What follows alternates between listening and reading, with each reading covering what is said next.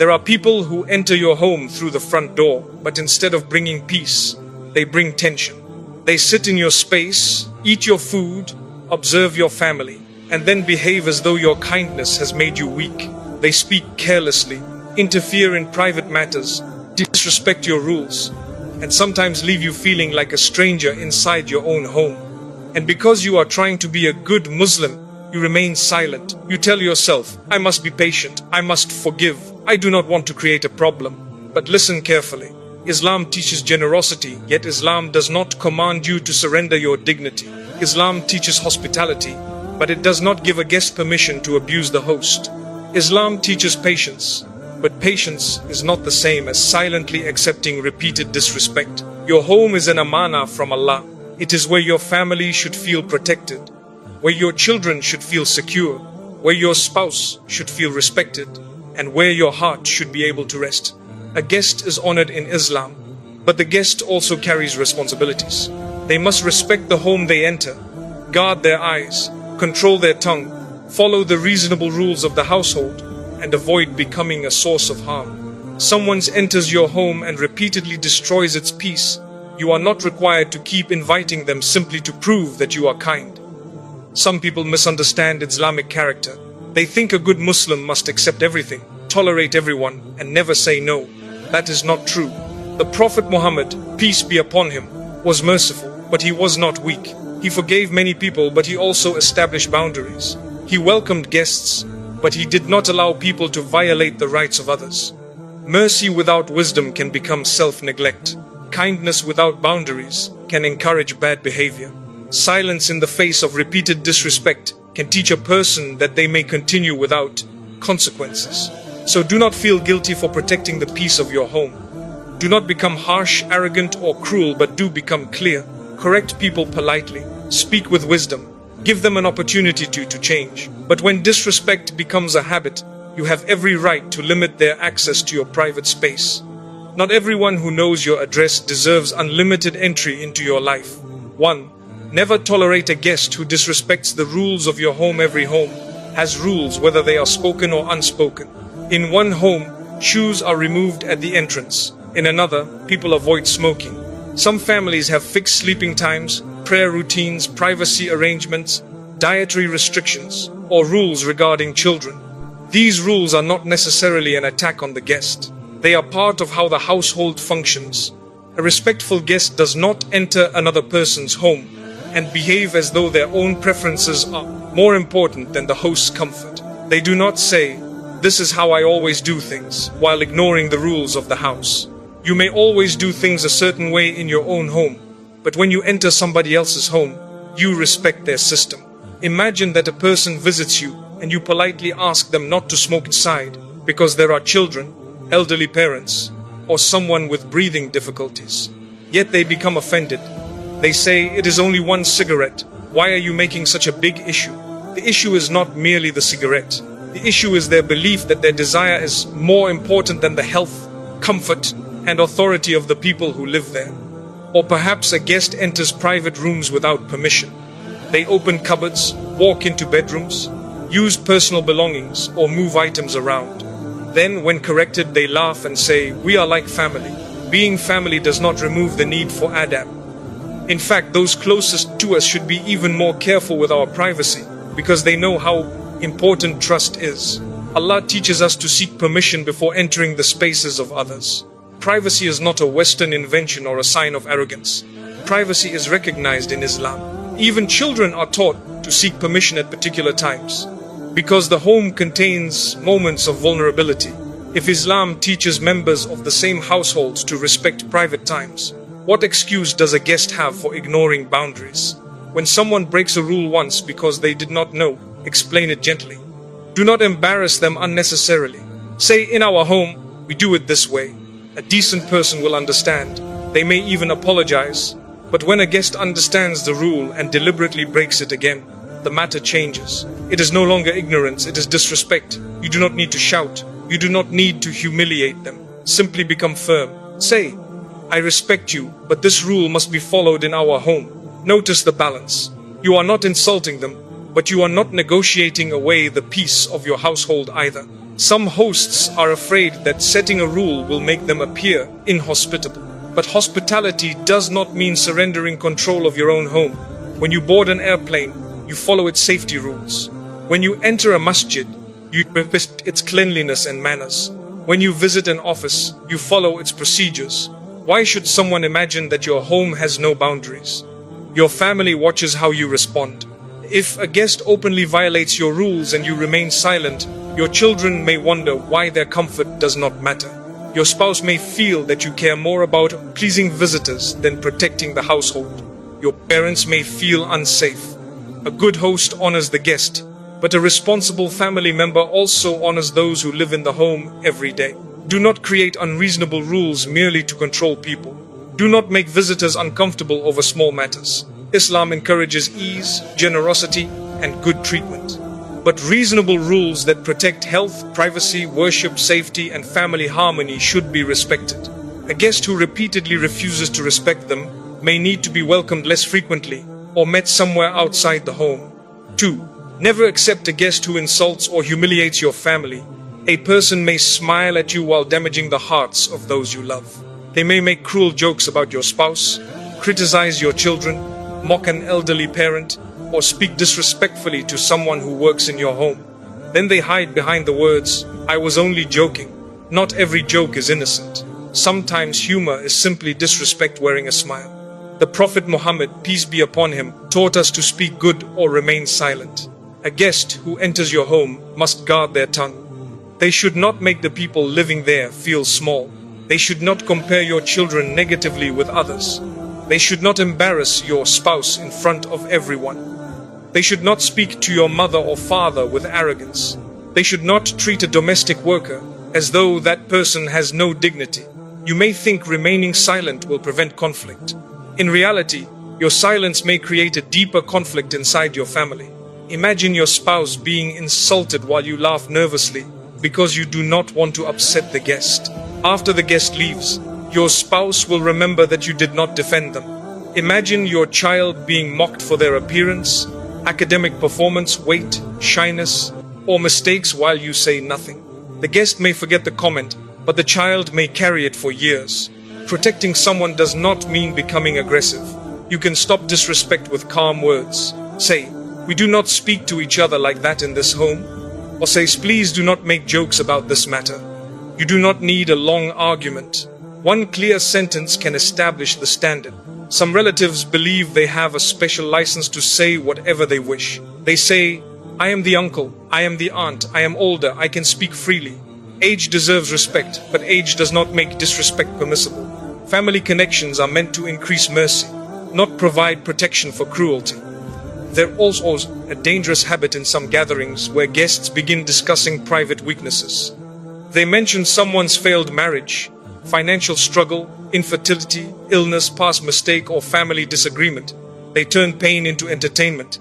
They may say, "We are all close here," as though closeness makes backbiting acceptable. Your living room should not become a courtroom where absent people are judged. Your dining table should not become a place where reputations are eaten along with the meal. If a guest begins backbiting, change the subject. Remind them gently. If they continue, speak more firmly. A home in which Allah is remembered should not be made comfortable for sinful speech. And be careful of the guest who constantly criticizes your spouse under the disguise of concern. They may say, "I am only advising you," but every visit involves pointing out flaws, creating suspicion, or encouraging conflict. Genuine advice is sincere, private, balanced, and given for the sake of improvement. Manipulation repeatedly makes you resent the people closest to you. Do not allow an outsider to gain influence by weakening the relationships inside your home. Your guests should leave your family feeling respected, not divided. They should bring warmth, not suspicion. They should make dua for your family, not search for weaknesses to discuss later. When correction is required, correct the behavior without destroying the person. Do not repay an insult with a greater insult. Do not expose their weaknesses. Do not gather others against them. Say what is necessary and stop there. Islamic boundaries are not revenge. They are protection with justice. If a person repeatedly humiliates your family, reduce their invitations. Meet them elsewhere if maintaining the relationship is necessary. Protecting family dignity is not arrogance. Allowing repeated humiliation is not patience. You are responsible for the atmosphere you permit inside your home. 3. Never accept a guest who interferes in your marriage or private family decisions. There is a difference between sincere advice and unwanted interference. A sincere advisor speaks when invited, chooses words carefully, respects confidentiality, and wants reconciliation. An interfering person asks invasive questions, takes sides, creates suspicion, and begins controlling decisions that do not belong to them. Some guests enter your home and immediately begin investigating. How much does your husband earn? Why has your wife not had children yet? Who controls the money? Why do you live here? Why do you let your spouse do that? Why have you not bought a bigger house? Who owns this property? Why does your son not work? Why is your daughter not married? They may call it conversation, but it is often intrusion. You are not required to answer every question simply because it was asked with a smile. Privacy is not dishonesty. You can say, Alhamdulillah, everything is fine, and move on. You can say that is a private family matter. You do not owe detailed access to people who have not earned your trust. A particularly dangerous guest is the one who interferes between husband and wife. They listen to one complaint and immediately declare the other person guilty. They encourage separation over matters that could be solved. They compare marriages. They plant thoughts such as, a real husband would never do that, or a good wife would always obey this demand. They make absolute judgments without knowing the full situation. Marriage is complex. One emotional conversation does not reveal the entire relationship. Wise people do not pour fuel onto a fire. They encourage calmness, fairness, communication, and qualified help where necessary. The foolish guest enjoys becoming important by creating dependence. They want one spouse to think, only you understand me. This can become a door to fitna. Be cautious about sharing every marital disagreement with visitors. Once private information leaves your mouth, you lose control over where it travels. Today you are angry and describe your spouse unfairly. Tomorrow you reconcile, but the guest continues viewing your spouse through the worst story you told them. You have forgiven, but they have not forgotten. Protect the secrets of your marriage. Seek help from trustworthy, mature, God-fearing people when needed, especially in situations involving abuse, danger, or serious conflict. But do not turn every guest into a marriage counselor. Interference can also involve parenting. A guest may undermine you in front of your children. You say no and they say, do not listen to your father. I will give it to you. You establish a rule and they mock it. They attempt to become the generous hero while making the parent appear unreasonable. Kindly explain. Please do not contradict our parenting decisions in front of the children. A respectful person will understand. Someone who repeatedly undermines you is not merely being playful. They are weakening the structure of your home. The same applies to financial decisions, career choices, education, inheritance, and property. Advice can be valuable, but pressure is different. A guest may push you to spend beyond your means because they want you to maintain appearances. They may criticize your simple lifestyle. They may make you feel ashamed because your furniture is old, your house is small, or your meals are modest. Do not let another person's expectations pull you into debt. Your worth is not measured by whether your home impresses a visitor. Barakah does not depend on expensive decoration. A simple home filled with gratitude, halal income, prayer, and respect is better than a luxurious home drowning in debt and anxiety. When someone interferes, be polite but direct. Say, I appreciate your concern, but we will make this decision as a family. You do not need to defend every detail.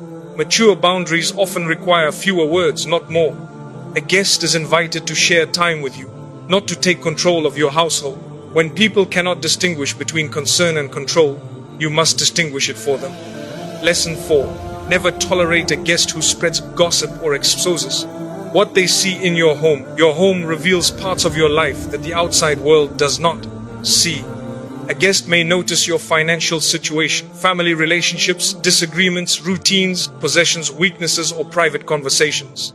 Their access creates a responsibility. What they see should not become material for the next gathering. A trustworthy guest leaves your home carrying gratitude, not information to distribute. Some people visit not because they love you, but because they are curious about you. They scan every room, They notice what you purchased, what needs repair, who looked upset, what food was served, which family member did not attend, and whether the husband and wife seemed happy. Then they report their observations to others. They may not directly lie, but they arrange details in a way that creates suspicion. They say, "I do not want to gossip, but the house felt strange." Then they continue gossiping for 20 minutes.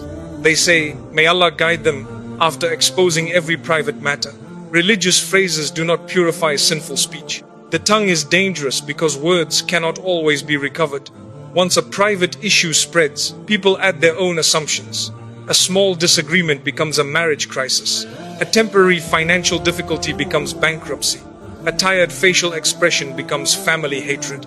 A personal struggle becomes public entertainment. You must be careful about whom you invite into your private world. Not every relative is trustworthy. Not every friendly person is safe. Islam teaches us not to become suspicious without reason, but it also teaches wisdom. When a person has repeatedly exposed the secrets of others, do not assume they will protect yours. Listen to how someone speaks about the homes they visit. If every conversation includes private details about another family, understand that one day your family may become their story. A person who brings you gossip will often carry gossip away from you. You should also avoid participating when a guest brings information about others.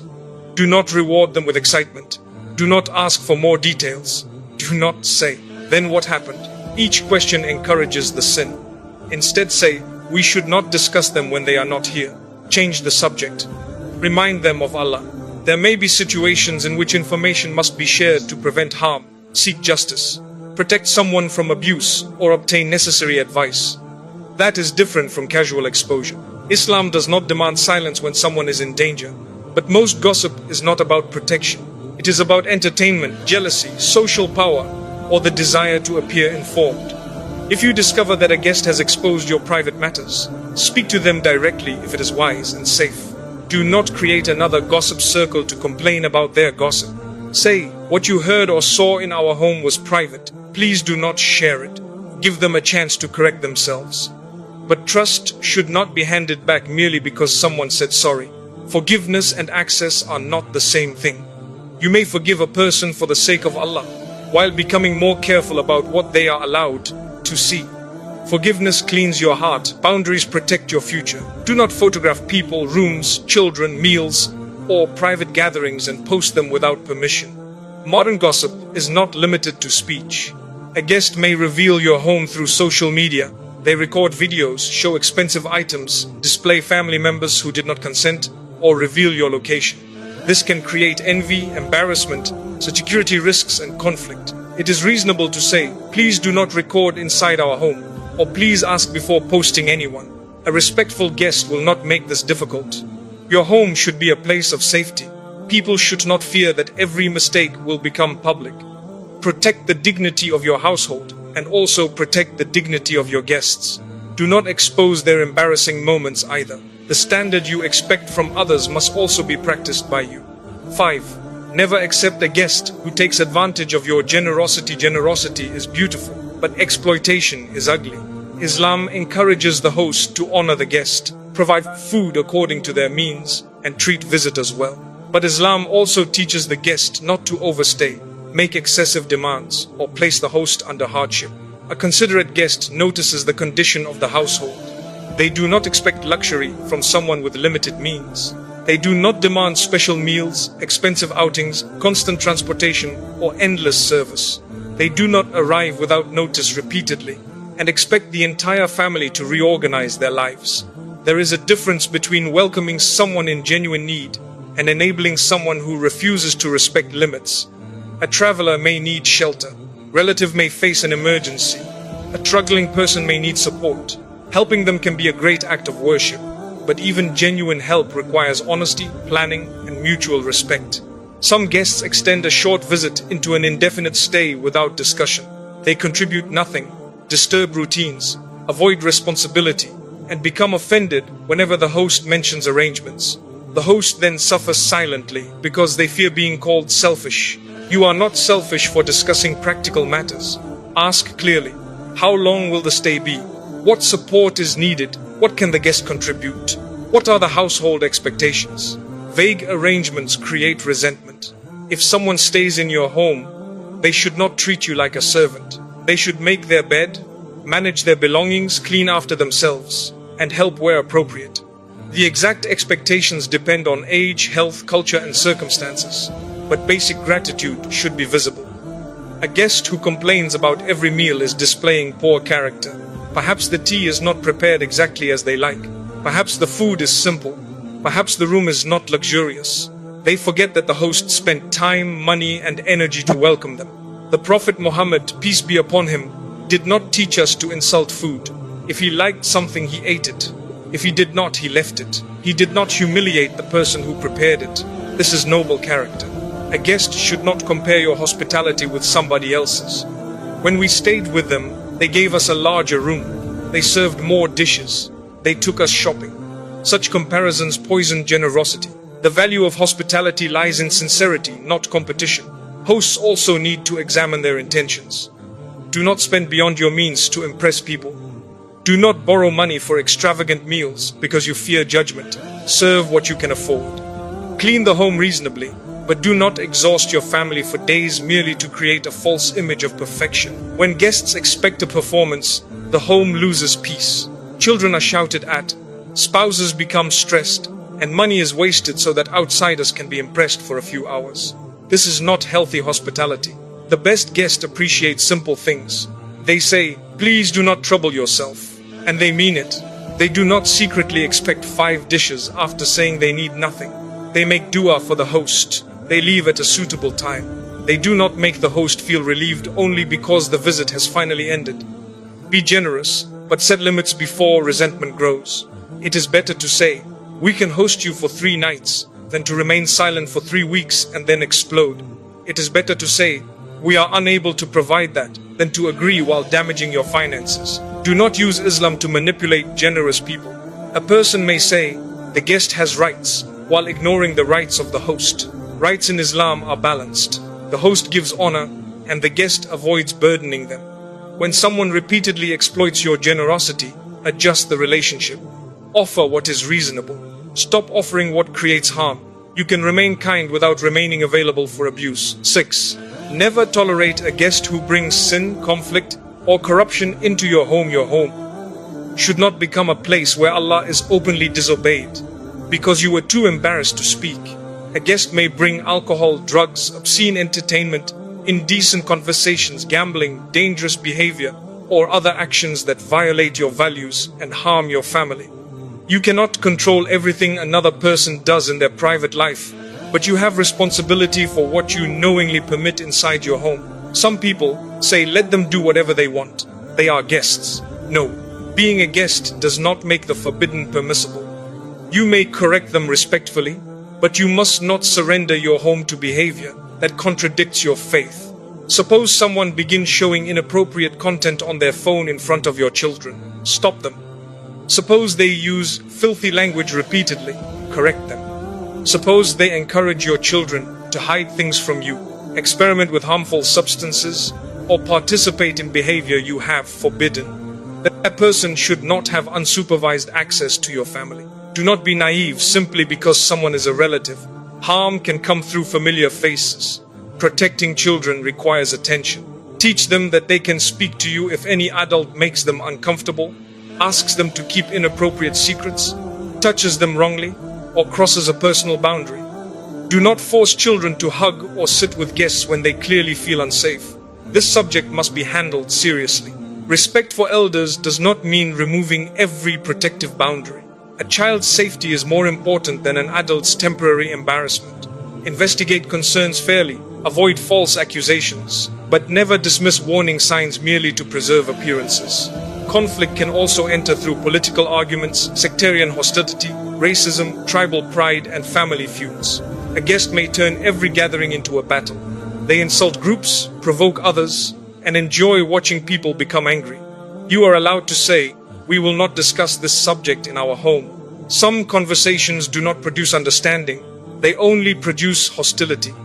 Wisdom is not proving that you can win every argument. Sometimes wisdom is refusing to host the argument. Beware of a guest who tries to recruit your family into their conflicts.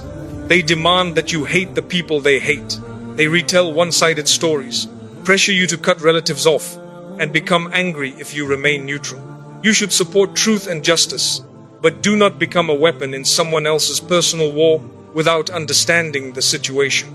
A person may also create conflict through constant criticism. They compare siblings, praise one child while insulting another, reopen old wounds, or bring up disputes that had already been settled. Then they leave while the family continues arguing. Do not allow someone to repeatedly light fires and walk away. Stop the conversation. Say, this matter has been resolved. We will not reopen it. You are not obligated to provide a stage for every grievance. There are guests whose presence weakens the spiritual atmosphere of the home. Whenever they visit, prayers are delayed, modesty is ignored, harmful entertainment dominates, and everyone becomes careless. This does not mean you only welcome perfect people. None of us is perfect. We should welcome people with kindness and hope to influence them positively. But there is a difference between welcoming someone who struggles and surrendering the household to someone who proudly promotes wrongdoing. Your home must have an identity. Let it be known that salah matters there, modesty matters there, respectful speech matters there, and children will be protected there. You do not need to become self-righteous. Simply make your standards clear. And remember, correcting a guest should be done with wisdom. Do not publicly shame them when a private word will work. Do not act superior. Perhaps you have sins that Allah has hidden. Speak as someone who also needs Allah's mercy. But humility does not require silence. When wrongdoing threatens your household, act. A door that welcomes people should not become a door through which corruption enters. 7.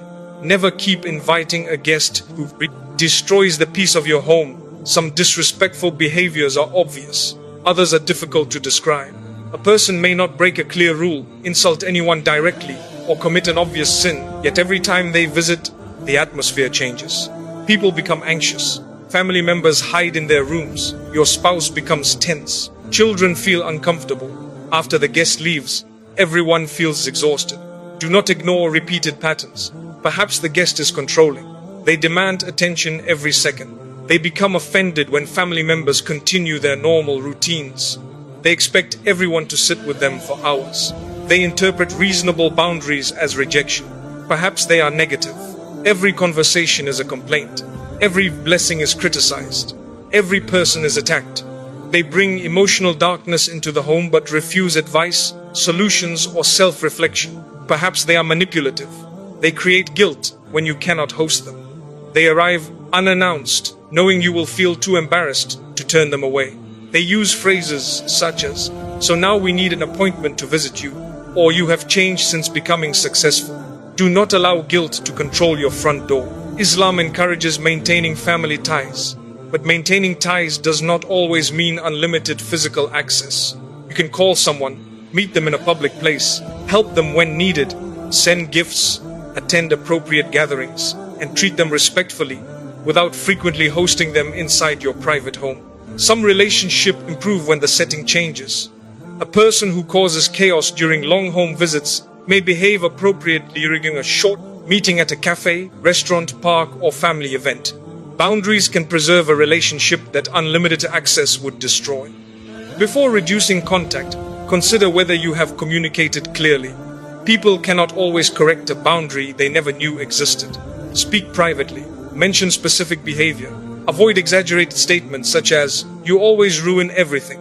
Say during your last visits, "These comments created tension. We need them to stop." Focus on actions, not character assassination. Do not say, "You are a terrible person." Say, "This behavior is not acceptable in our home." The first statement attacks identity. The second establishes a boundary. Give reasonable opportunities for change. A sincere person may be shocked because they did not realize the effect of their behavior. They may apologize and improve. Do not permanently condemn someone for one mistake when repentance and growth are possible. But apologies without change eventually become manipulation. When the same disrespect happens repeatedly, stop pretending the problem has been solved. Islam teaches forgiveness, but it does not require endless exposure to the same preventable harm. You may forgive them every time while still deciding they will no longer visit our home in the same way. Forgiveness is about removing hatred and seeking reward from Allah, Reconciliation requires responsibility, trust, and changed behavior. They are not identical. Do not announce your boundary dramatically to the entire family. Do not post indirect messages online. Do not recruit supporters. Handle the matter quietly and with dignity. Reduce invitations. Shorten visits. Meet elsewhere. If asked directly, explain respectfully. You may say, "We value the relationship, but home visits have been creating stress for the family. For now, it is better that we meet outside." That sentence may upset them, but discomfort does not automatically mean injustice. People who benefited from your lack of boundaries often become angry when boundaries appear. Examine your own heart too. Are you excluding someone because they are genuinely harmful, or because they are poor, socially awkward, less educated, or unable to impress you? Do not use the language of boundaries to hide arrogance. A simple guest with sincere character may bring more barakah than a wealthy guest with a proud heart. Also ask whether the tension is caused by your own unrealistic expectations. Perhaps you expect guests to behave perfectly. Perhaps normal noise, minor mistakes, or cultural differences irritate you excessively. A Muslim should be patient, generous, and flexible. Not every inconvenience is disrespect. The issue is repeated behavior that harms dignity, safety, privacy, faith, family unity, or emotional peace. Be fair in your judgment. Consult your spouse or trusted household members. Listen to how the visits affect them. Do not make every decision based only on your own mood. Your home is not a public building, it is a protected space. Even entering requires permission. Nobody has an automatic right to arrive whenever they wish and stay however long they want. You can love someone and still tell them that today is not a suitable day. You can respect someone and still decline a visit. You can forgive someone and still refuse to recreate the same harmful situation. And when you set a boundary, do not become consumed by guilt. Ask yourself, did I speak truthfully? Was I fair? Did I avoid cruelty? Did I give them an opportunity to understand? Am I protecting legitimate rights? If the answer is yes, then place your trust in Allah. People may misunderstand you. They may tell others that you became arrogant. They may describe your boundary while hiding the behavior that caused it. You cannot control every story told about you. You can only control whether you acted with taqwa. Never make your home so open to outsiders that it becomes closed emotionally to your own family. Your spouse and children should not have to suffer because you are desperate to maintain an image of generosity. The people who live with you have rights too. Hospitality is an act of worship when it is offered sincerely and practiced within the guidance of Islam. Welcome people warmly. Feed them according to your means. Smile, make them comfortable. Overlook small mistakes. Avoid embarrassing them. Give them the best you reasonably can. But remember that the guest must also fear Allah. They must not overstay, insult, interfere, gossip, exploit, corrupt, or repeatedly disturb the household. Islamic manners belong to both sides. So protect your home without becoming hard-hearted. Correct disrespect without becoming disrespectful. Establish boundaries without arrogance. Forgive without becoming foolish. Maintain family ties without sacrificing the safety and stability of your family. Before opening your door, ask Allah to bring goodness through those who enter. Ask Him to protect your household from envy, conflict, harmful speech, hidden intentions, and every form of corruption. Fill your home with salah, Quran, kindness, and remembrance. A home connected to Allah has a strength that cannot be purchased through furniture, locks, or walls. And when a guest leaves,